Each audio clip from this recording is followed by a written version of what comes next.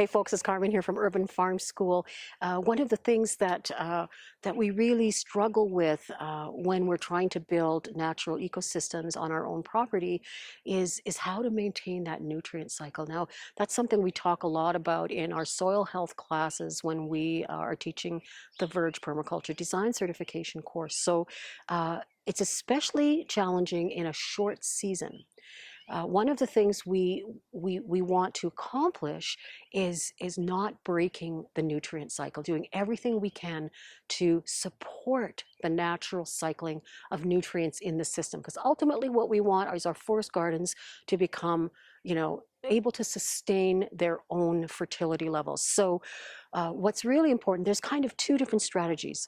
So if you're going to be planting in really, really immature species, ultimately you're going to end up with a lot of space between your trees, your woody perennial shrubs, and your herbaceous perennials, your ground covers, and so on. It takes time to fill that in.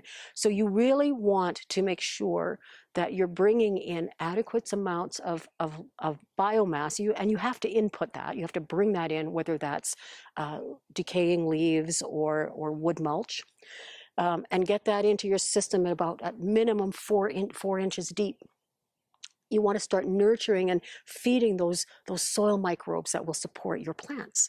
So if you're putting in immature species, like I mentioned, you're tied in to a fairly long-term commitment of bringing in inputs. That's the way it is. So you can leverage that out in one way or another, but if you decide to bring in more mature species, and if you're able to spend a few extra dollars or source out or wait until those species are big enough to get them into the system, then you're going to have plants that are going to be producing more biomass naturally, dropping those into the soil system and getting that system functioning more quickly. So one of the things we want to absolutely avoid doing is the old English gardening system, which is raking up every little piece of debris from the soil. Bare soil is a total no-no. It does not exist in natural systems. And so in order to support that nutrient cycle, ideally we want the plants themselves, the trees, shrubs, herbaceous perennials, and ground covers, and medicinals, and everything, to start producing enough of their own biomass so that at the end of the season, they're depositing that biomass on the soil surface and kickstarting a system in a way that functions just like a natural forest. So when you look down here at the ground level here, you can see there's a lot of debris, layers and layers of debris that have been left in place from these plants as they grow. So ideally, we would like to see more of that. This system is only 5 years old in this area, but it's still producing a lot of biomass. Now, one thing that we want to do is we want to make sure that we've got adequate biomass in the fall. So if I've got a lot of plants that like this Veronica here, that will have stems this tall, if I notice that, like in this area here, I was digging, I've got bare soil in here. I just put that little plant in. So the soil is bare there. So if I encountered that in the fall, and I've got a lot of dead branches standing tall here, I will actually trim those dead branches down to about this level, and then lay the branches down on the soil. I want to have lots of biomass covering my soil for the winter. The reason is that I don't want to be losing a lot of nitrogen and carbon to the atmosphere. So, one thing that we're really fortunate here is that we've got winter. Winter is an amazing gift to us because during those winter months, the soil microbes are not as active. And because they're not as active, they're not consuming as much soil organic matter as they would in a place that doesn't have winter. So they become dormant, they slow down their activities. And so we're able, in a cold climate like this one, to maintain more soil organic matter and more carbon in the soil over the winter, which means it's available in the spring. So our goal here is to plant as densely as we can, to choose species that produce a ton of biomass. One of my favorite is these catmint. This is a Walker's Low catmint. These will grow 3 times this size, And in the fall, they will deposit a ton of biomass on the soil surface, which I love. They're also an amazing pollinator-friendly plant. These are one of my favorite rockstar plants. We might do one of those videos in a bit, but they're really useful in the system. So I'm trying to get as much. You can see, it's starting to close in. We're really early in the season here. It's just the very last day of May. By the summertime, you can't see any soil at all. So if you've got living biomass growing in your soil, that's going to function just as well as mulch. Does that mean we don't want mulch on our system? No, we live in a period of drought. We live in a time of drought. So we want to try to hold on to that soil moisture as much as possible. Now, the sun moves through this system at various times of the day. It's not always in full sun, but what I don't want is my soil baking. So I combine that with lots of living biomass to create shade, as well as the dead and decaying biomass to support soil life and also to reduce evaporation.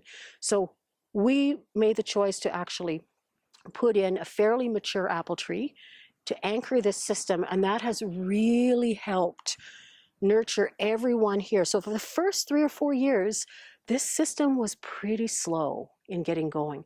But somehow, year 3, year 4, things really started to take off. So if you're trying to put in a forest garden system like this, don't be discouraged. The first few years might be a little slow. I sort of have this theory that when all of their different root systems start to intertwine, they start to create those real meaningful relationships, that's when the system starts to hum. And so we're seeing that everywhere on our property, that there's just a certain stage of maturity when things really start to happen. And when you start to get this soil cover going, and you get a certain level of maturity, it really does come together. You start to create this real ecosystem. You sort of step back and just watch the genius unfold before your eyes. It's an amazing process. So depending on where what part of the world your forest garden is established, you're going to have different kinds of behaviors, obviously different kinds of plants, different kinds of rates of succession. Now, we kind of kick-started a little bit of soil succession here before we planted our forest garden. One thing we did, and you can't really see it anymore, is before we put this apple tree in, a year before, we actually created a mini hugel in this area.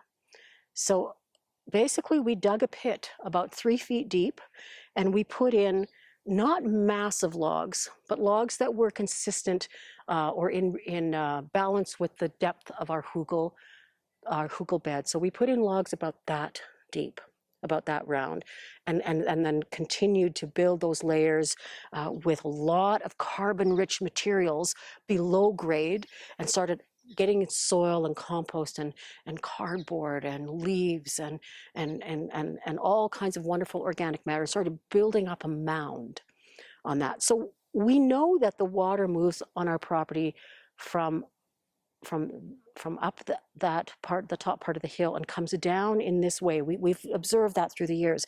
So we knew that the natural flow of the land would put a lot of water into that hugel, the bottom of that hugel trough. So what we were doing was stacking the system so that when we put the apple tree in, we were providing not only a carbon resource, a rich carbon resource for that tree to access, but also a water resource. So, of course, all of that decaying wood is going to soak up a lot of water. So, it was really, you can see it's really depressed now. You can hardly tell there's a hump there anymore. But this tree, when we put it in, just took off, and we were really pleased with that. So it was a total experiment, and it really helped us kind of kickstart our system. So soil prep for forest gardens is really, really important. We can't really get into that in today's video, but when it comes to nurturing abundant ecosystems, making sure that we nurture that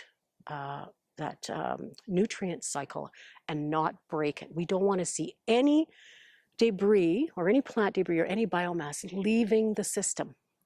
We want to make sure that it functions exactly like a natural system, that all of the beautiful goodies fall from above, and we're not digging into the soil at all. We're just allowing the biomass to rest on the surface of the soil.